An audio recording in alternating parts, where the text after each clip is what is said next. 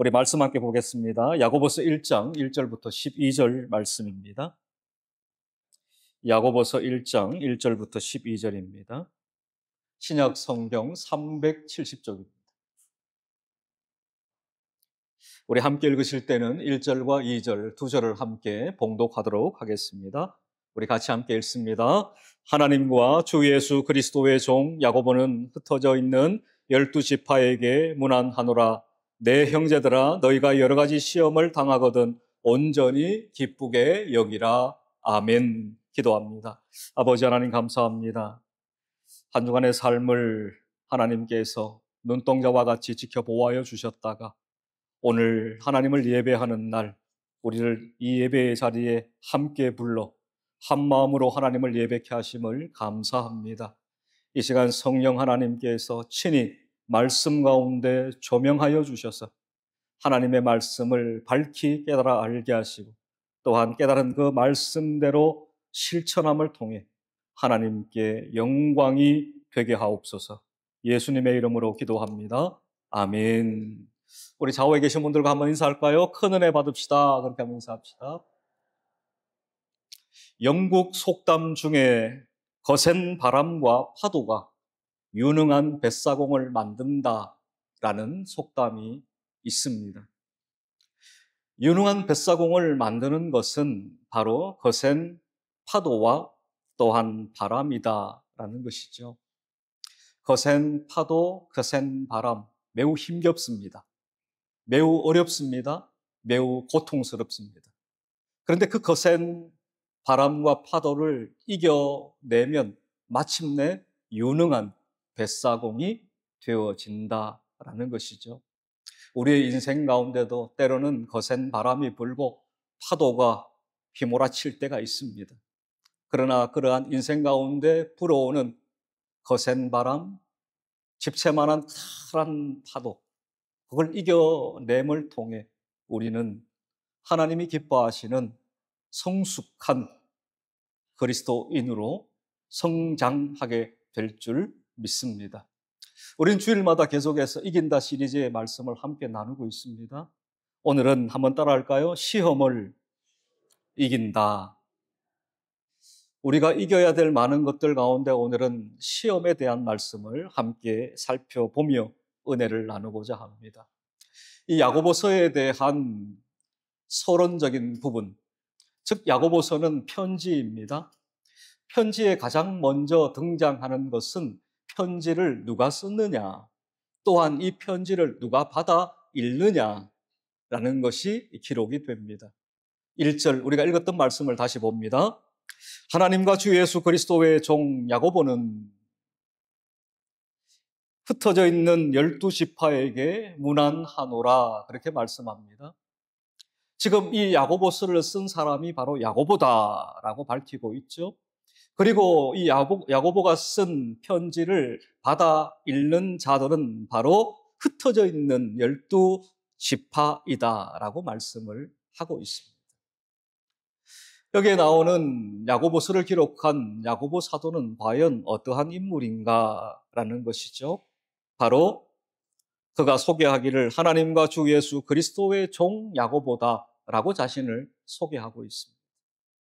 철저하게 야고보 사도는 자신이 어떠한 존재인지를 잊지 않고 기억하고 있습니다. 하나님과 주 예수 그리스도의 종 야고보다라고 말합니다. 여기에 야고보는 예수님의 동생 야고보라고 신학자들은 말합니다. 또한 그는 예루살렘 교회의 지도자였습니다. 그가 박해를 통해서 흩어져 있었던 이 유대인들을 향하여 이 야고보서를 기록하게 된 것입니다. 그러면서 야고보 사도는 야고보서를 기록하면서 가장 먼저 시험에 대한 말씀을 하고 있습니다. 왜냐하면 1세기 당시에 그리스도인들은 아주 심한 박해를 겪어야만 했기 때문입니다. 그래서 야고보 사도는 그 심한 박해, 그 핍박을 어떻게 이겨내야 할 것인가를 힘주어 말씀하고 있는 것입니다. 2절로 갑니다. 내 형제들아, 그렇게 부르죠. 너희가 여러 가지 시험을 당하거든 온전히 기쁘게 여기라고 말씀합니다.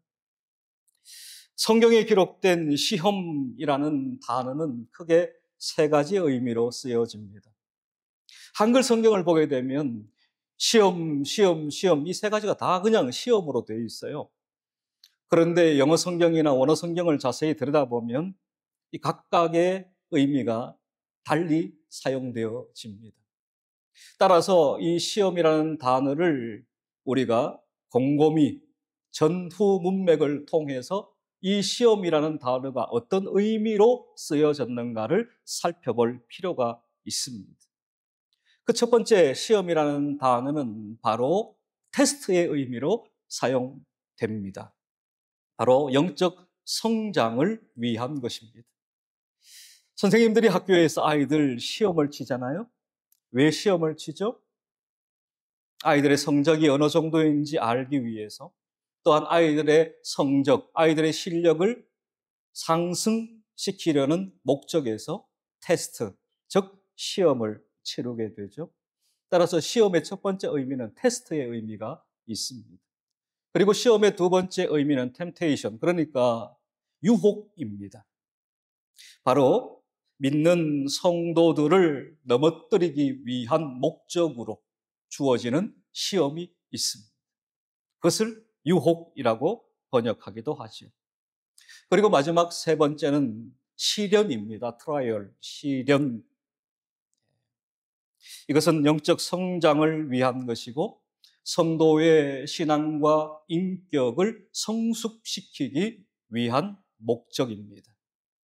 그렇다면 오늘 야고보서 1장에 등장하는 시험이라는 단어는 첫 번째, 두 번째, 세 번째 과연 어떤 의미로 사용되었을까요? 테스트일까요? 아니면 템테이션, 유혹일까요? 아니면 트라이얼, 시련일까요? 이걸 이해해야 오늘 본문의 말씀이 이해가 될 수 있는 것이죠. 오늘 본문 2절에 나오는 시험은 바로 세 번째 트라이얼, 시련을 가리키는 것입니다. 시련을 또 다르게 표현하면 연단이라고도 할 수가 있습니다. 우리의 인격을 연단하여 부족함이 없게 하기 위한 것입니다. 야고보 사도는 이러한 여러 가지 시험을 만난다라고 말씀을 해요. 여기에 여러 가지 시험이라고 했을 때 NIV 영어 성경을 보게 되면 many라고 되어 있습니다. 그러니까 많은 시험들, 많은 시련들을 경험하게 된다라는 것이죠. 그런데 야고보 사도는 놀라운 말씀을 합니다. 뭐 하라고요? 기쁘게 여기라고 말씀하고 있어요. 시험과 기쁨이라는 두 단어를 여러분 놓고 한번 생각해 보세요. 어울립니까? 시험, 시련, 연단, 기쁨. 어때요? 두 단어의 조합이 어떻습니까? 눈을 뜨세요. 어떻습니까? 어울립니까? 어울린다 이런 분들은 굉장한 신앙을 가지신 분들이에요. 아무리 생각해봐도 어울리지 않는 조합이에요. 오히려 시련, 연단 이것과 어울리는 단어는 고통, 아픔, 눈물 이런 것이겠지요. 그런데 야고보 사도는 놀라운 말씀을 하고 있는 거예요. 시험도 하나의 시험이 아니에요. 여러 가지 시험이에요. 온전히 기쁘게 여기라고 말합니다. 이것이 어떻게 가능할 것인가? 왜 우리가 이러한 시련, 연단을 당할 때에 온전히 기뻐할 수 있겠는가? 오늘 성경에서 야고보는 그 이유를 우리에게 밝혀주고 있습니다. 3절로 갑니다. 인내를 만들기 때문입니다. 한번 따라합시다. 인내를 만들기 때문입니다. 3절을 같이 읽습니다. 이는 시작. 이는 너희 믿음의 시련이 인내를 만들어내는 줄 너희가 알미라. 아멘. 여기에 시련이라는 단어 앞에 믿음의 시련이라고 되어 있습니다. 이것은 무엇입니까? 이 믿음의 시련, 하나님께서 성도들에게 주시는 이 시련, 이 연단은 반드시 인내를 만들어 낸다라는 것입니다. 따라서 성도는 이 믿음의 시련을 통하여 하나 중요한 것을 배우고 깨닫고 소유하게 되는데 그것이 바로 인내라는 것입니다. 여기에 나오는 인내는 우리가 생각하는 것처럼 그저 참는다 그런 의미가 아닙니다. 계속해서 어떠한 상황, 어떠한 환경, 어떠한 형편에도 전혀 흔들리지 않는다 그런 의미예요. 이것이 야고보 사도가 사용하고 있는 인내라는 단어의 의미입니다. 그저 참는다가 아니에요. 그저 견딘다가 아닙니다. 다시요, 계속해서 어떤 상황과 환경과 형편에도 휘둘리지 않고 든든히 서 있는다. 매 순간 우리를 찾아오는 그 시련, 그 연단 힘듭니다. 어렵습니다. 고통스럽습니다. 그러나 그것을 통해서 우리는 흔들리지 않는 신앙인이 될 수 있다. 요동하지 않는 신앙인이 된다라고 우리에게 말씀합니다. 상황에 따라 흔들려요. 환경에 따라 흔들려요. 아니에요. 이 시련을 통해, 이 연단을 통해 이제는 전혀 흔들림이 없는 성숙한 성도, 그리스도인이 됨을 우리에게 가르칩니다. 그러므로 시련이, 연단이 우리에게 온전한 기쁨을 안겨다 주는 것입니다. 예전과 지금을 비교해 보면 똑같은 상황, 환경, 형편이에요. 그때는 흔들했습니다. 그런데 이제는 전혀 흔들리지 않는 상태다. 눈을 뜨세요. 눈을 떠야 됩니다. 집중하셔야 돼요. 피곤해도 지금 이 시간을 눈을 부릅떠야 돼요. 하나님의 말씀이 선포되는 시간입니다. 이거 놓쳐버리면 여러분의 영혼이 병들어요. 이 말씀을 여러분들이 가슴으로 받아 가슴에 새기고 돌아가야 여러분의 영혼이 다시금 힘을 얻게 되는 거예요. 무엇으로 세상 가운데 살아갈 겁니까? 말씀이지 않습니까? 어디까지 했어요? 흔들리지 않는다. 따라서 믿음의 시련은 성도에게 인내를 만들어줍니다.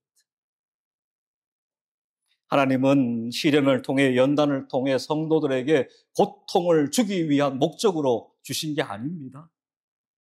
인내를 가르치고 인내를 주시기 위함입니다. 성도들에게 고난이 있습니다. 그러나 그 고난은 우리를 이렇게 만듭니다. 로마서 5장 3절과 4절입니다. 다만 같이 읽읍시다. 시작. 다만 이뿐 아니라 우리가 환난 중에도 즐거워하나니 이는 환난은 인내를, 인내는 연단을, 연단은 소망을 이루는 줄 알미로다. 아멘. 환난은 무엇을요? 인내를, 인내는 무엇을요? 연단을, 연단은 무엇을요? 소망을. 즉 환난을 통해 궁극적으로 어디에 소망을 갖게 하는 것이 하나님의 목적이라는 거예요. 이게 하나님의 본심이에요. 아멘. 그러므로 우리에게 주어지는 이 시련, 이 연단을 우리가 마침내 이겨내 하나님이 주시는 놀라운 은혜를 우리 모두가 경험할 수 있기를 바랍니다. 하나님 나라의 합당한 성품으로 만들어가요. 하나님 나라의 자녀로서의 합당한 성품으로 하나님이 빚어 가시는 겁니다. 무엇을 통해? 시련을 통해. 무엇을 통해? 연단을 통해 하나님은 그렇게 만들어 가십니다. 세상의 많은 사람들 가운데 우리를 뽑아 하나님의 자녀, 천국 백성 삼으셨습니다. 그리고 하나님은 거기에 멈추어 서 있지 않으시고 우리를 연단 시련시켜서 온전한 하나님의 자녀, 하나님의 백성 만드시는 거예요. 베드로 사도도 그리스도의 고난에 동참하는 것으로 기뻐하라고 말씀합니다. 베드로전서 4장 12절과 13절입니다. 사랑하는 자들아 너희를 연단하려고 오는 불시험을 이상한 일 당하는 것 같이 이상히 여기지 말고 오히려 너희가 그리스도의 고난에 참여하는 것으로 즐거워하라. 이는 그의 영광을 나타내실 때에 너희로 즐거워하고 기뻐하게 하려 함이라 말씀합니다. 베드로 사도도 말씀하잖아요. 이 시련이 얼마나 힘겨웠던지 불시험이라고 그러잖아요. 불시험. 그런데 마침내 이것을 이겨내면 하나님이 주시는 기쁨이 있다, 하나님이 주시는 즐거움이 있다라고 말씀합니다.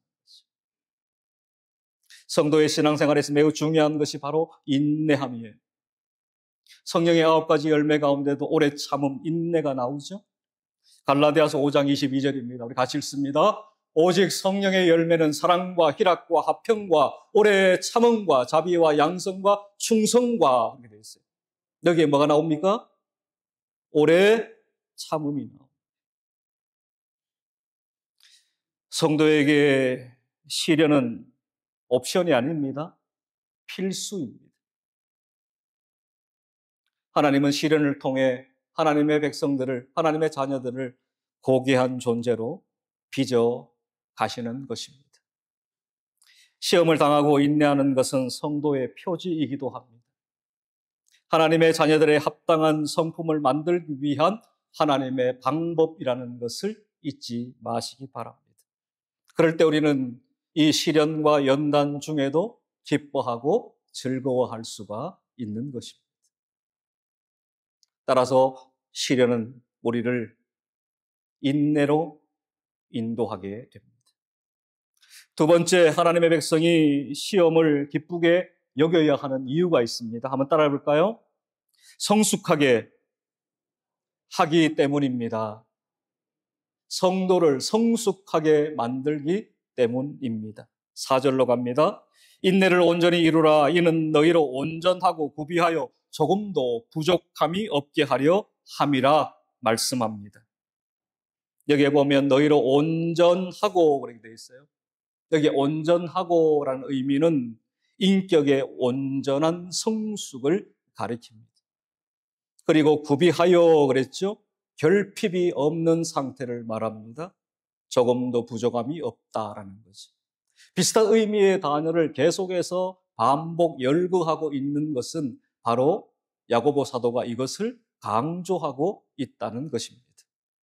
여러분들의 성경을 읽을 때 계속해서 동일한 단어 아니면 비슷한 의미의 단어가 나열되고 있다면 그것은 성경을 기록한 저자가 이곳에 매우 힘주어 강조하고자 하는 바가 있다는 것을 여러분들은 발견할 수 있습니다. 따라서 시험, 이 시련, 이 연단은 성도로 하여금 성숙에 이르게 하는 것입니다. 결국 인내를 통해서 성도는 온전한 성숙에 이르게 되는 것입니다. 어린아이의 신앙에서 조금씩 자라서 장성한 자가 되듯이 우리의 신앙도 이 시련과 연단을 통해서 마치 응애 갓난 아기가 조금씩 자라서 장성한 어른이 되듯이 이 시련과 연단은 성도를 그렇게 만들어 가는 것입니다. 우리 모두가 하나님이 우리에게 주시는 시련과 연단을 통해서 우리의 믿음도 우리의 신앙도 성숙한 자로 자라갈 수 있기를 주님의 이름으로 축복합니다. 미켈란젤로라는 분이 있죠. 이분이 다비드상을 만들었습니다. 수많은 사람들이 다비드상을 보기 위해서 피렌체로 몰려들었습니다. 커튼이 거치고 5m나 되는 높은 다비드상이 그 모습을 드러내자 많은 사람들이 환호했습니다.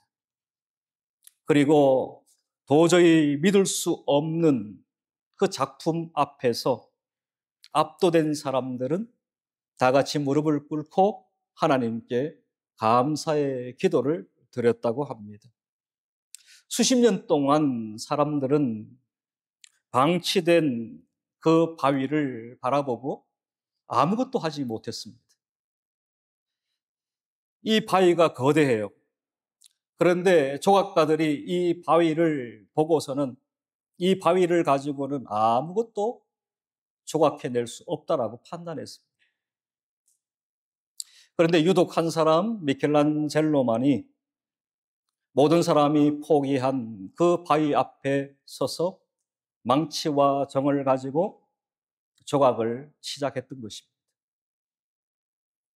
그래서 어떤 이들이 이 미켈란젤로에게 질문을 했어요. 많은 사람들이 포기한 이 대리석 바위를 가지고 당신은 어떻게 이렇게 훌륭한 다비드상 작품을 만들어 낼 수 있었습니까? 라고 물었어요. 그때 미켈란젤로가 이렇게 고백했다고 합니다. 나는 돌 속에 갇혀서 있는 다비드만 보고 불필요한 부분을 제거했을 뿐입니다.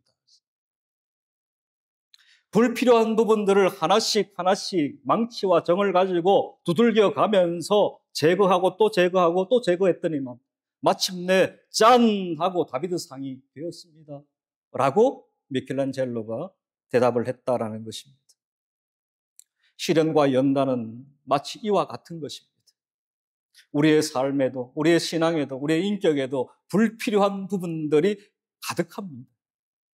매 순간마다 망과 정치를 들고 쪼아내서 제거해버리듯 불필요한 것들을 제거해버리면 마침내 걸작품이 되어지듯이 우리가 하나님에 의한 시련과 연단을 통해서 우리의 불필요한 부분들이 하나, 둘 제거의 감을 통해서 우리는 마침내 하나님이 원하시는 걸작품이 되어질 수 있습니다.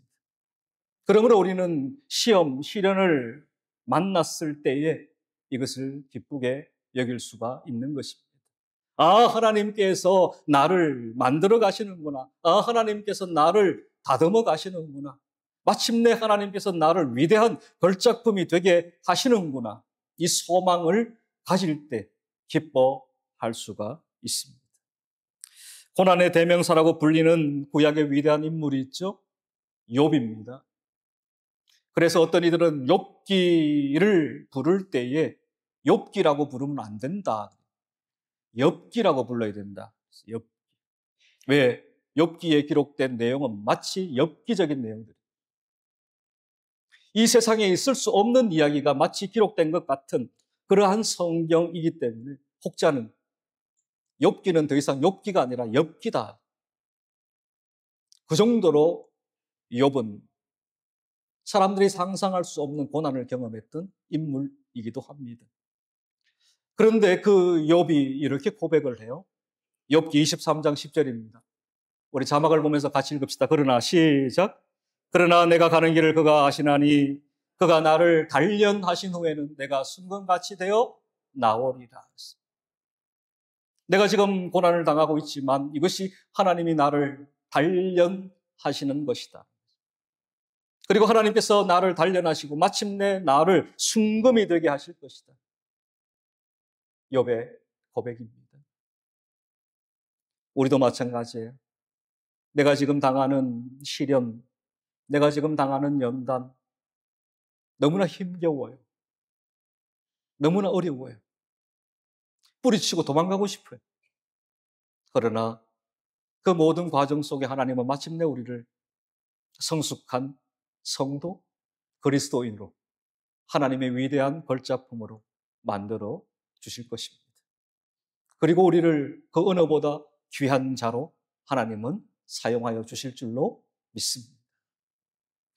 마지막 하나님의 백성이 시험을 기쁘게 여겨야 하는 이유는 한번 따라할까요? 하나님만 의존하게 하기 때문입니다. 야고보 사도는 고난을 기쁨으로 감당하라고 말씀한 뒤에 시험을 이기는 지혜를 구하라고 말씀해요. 5절로 갑니다. 우리 같이 읽읍시다. 너희 중에 시작. 너희 중에 누구든지 지혜가 부족하거든 모든 사람에게 후히 주시고 꾸짖지 아니하시는 하나님께 구하라. 그리하면 주시리라. 아멘. 이 시험, 이 시련은 우리 자신을 직시하게 만듭니다.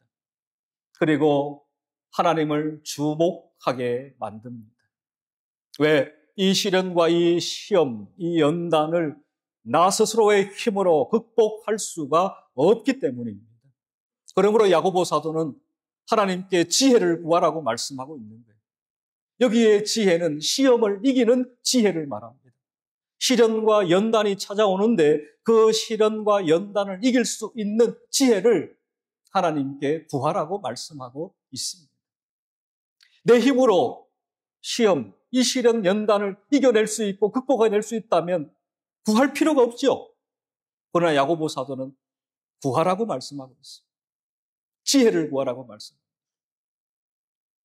우리 또한 하나님 앞에서 우리 자신을 직시하고 우리 자신을 겸손히 하나님 앞에 내어놓고 하나님 내게 닥친 시련과 이 연단을 나 스스로의 힘으로는 극복할 수가 없습니다. 하나님 내게 하나님의 지혜를 부어주셔서 그 시련과 연단을 마침내 이겨낼 수 있도록 하나님 도와달라고 구해야 될 줄 믿습니다. 야고보서 3장 17절입니다. 오직 위로부터 난 지혜는 첫째는 성결하고 다음에 화평하고 관용하고 양순하며 긍휼과 선한 열매가 가득하고 편견과 거짓이 없나니 그렇게 말씀합니다. 하나님께 기도함을 통해서 땅의 지혜가 아니라 하나님의 지혜, 그 지혜를 우리가 공급받아 우리에게 주시는 시련과 연단을 마침내 우리는 이겨내어야 하는 것입니다. 하나님은 또한 지혜를 구하는 자에게 지혜를 주시겠다라고 약속하고 있습니다. 그러므로 의심하지 말고 구함을 통해 하나님의 지혜를 소유하는, 그리고 모든 시련과 연단을 마침내 극복하는, 이겨내는 우리 원일의 모든 성도 되기를 주님의 이름으로 축복합니다. 자, 6절과 8절입니다. 우리 자막을 보면서 같이 읽습니다. 6절부터 8절까지 시작. 오직 믿음으로 구하고 조금도 의심하지 말라. 의심하는 자는 마치 바람에 밀려 요동하는 바닷물결 같으니 이런 사람은 무엇에든지 죽게 얻기를 생각하지 말라. 두 마음을 품어 모든 일에 정함이 없는 자로다. 아멘. 오직 믿음으로 구하고 조금도 뭐 하지 말라? 의심하지 말라고 말씀합니다. 그럴 때 하나님께서 우리의 구하는 바에 응답을 주십니다. 오직 믿음으로 구하고 의심하지 말아야 합니다.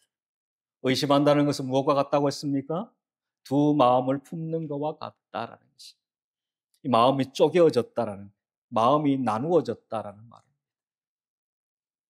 우리가 하나님 앞에 구할 때에 오직 하나의 마음, 한 마음으로 하나님께 기도해야 하는 것입니다. 끝으로 시험을 견디어낸 자에게 주시는 약속이 오늘 본문에 기록됩니다. 12절로 갑니다. 우리 같이 읽을까요? 시험을 시작. 시험을 참는 자는 복이 있나니 이는 시련을 견디어낸 자가 주께서 자기를 사랑하는 자들에게 약속하신 생명의 면류관을 얻을 것이기 때문이라. 아멘. 이 모든 시험, 시련을 다 이겨내게 되면 마침내 하나님께서 예배하신 그 생명의 면류관을 얻게 된다 말씀합니다. 그러니까 우리가 시련과 또한 연단의 시간을 보내면서 하나님이 예비하신 그 면류관을 우리가 바라보아야 합니다. 안 그러면 매 시간 매 순간이 너무나 고통스러워 힘들어요. 몰라 다 그냥 뿌리치고 던져버리고 세상으로 나가고 싶은 그런 유혹을 받게 되죠. 그러나 하나님이 내게 위하여 예비해 두신 생명의 면류관을 우리가 날마다 소망하며 바라보게 되면 하루하루의 시련과 연단의 시간이 오히려 소망의 시간이 되고 야고보 사도가 우리에게 말씀하는 것처럼 온전히 기뻐할 수 있게 되는 것입니다. 말씀을 정리합니다. 시험은, 이 시련과 연단은 우리가 온전히 기뻐해야 할 것이라고 야고보 사도는 말씀합니다. 왜 우리가 시련을 당하고 연단의 시간 온전히 기뻐할 수 있느냐? 세 가지를 말씀을 드렸어요. 그 첫 번째가 뭐라고 말씀드렸습니까? 인내를 주기 때문이라는 거죠. 두 번째는요? 두 번째, 성숙하게 만듭니다. 마지막 세 번째는 뭐예요? 하나님을 의존하게 만들기 때문에 우리 사랑하는 오늘의 모든 성도님들이 이러한 시험, 시련, 연단을 마침내 이겨냄을 통해 하나님 주시는 생명의 면류관을 받아 쓰는 오늘의 모든 성도님들 되기를 주님의 이름으로 축복합니다. 기도하겠습니다.